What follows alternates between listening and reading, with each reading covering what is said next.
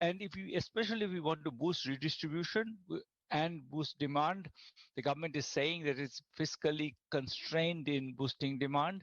We really need the money. So I would say that probably the one thing it says is that at least fairly substantial increase in the taxes on the rich and the consumption of the rich might be warranted.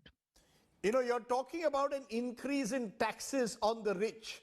But the critical question is, how do you stimulate growth? Because that is going to really be the challenge of our times. Unless you stimulate growth, how do you reduce inequalities?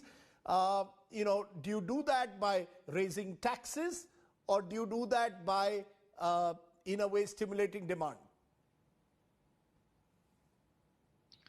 Well, I think that part of it is just more redistribution. I think there is just the ongoing effects of the pandemic continue. I think many small businesses just collapsed in this, and it's not.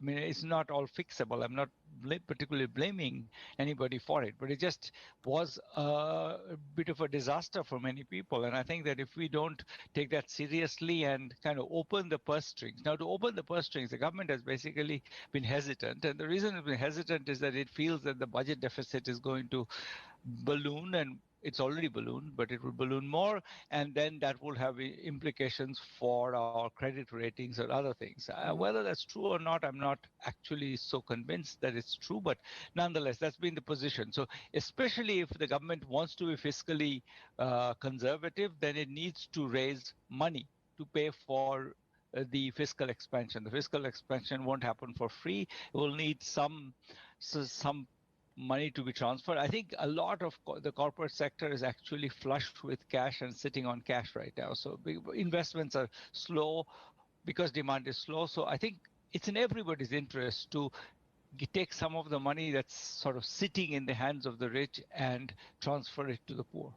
But, the less rich. Yeah, but the challenge of our times, in a way, is to also stimulate employment. How do you stimulate employment without, in a way, giving incentives to those who perhaps believe that they need tax breaks? It's an issue raised before every budget. Do you give tax breaks to stimulate employment generation, or do you, as you seem to be suggesting, increase taxes in a way to just get in more revenue and then redistribute that? I'm saying this with full cognizance of that debate. I'm less convinced that, and I think this is where the evidence is, that these tax incentives do very much. I think they have short-term effects, but not very much long-term effects.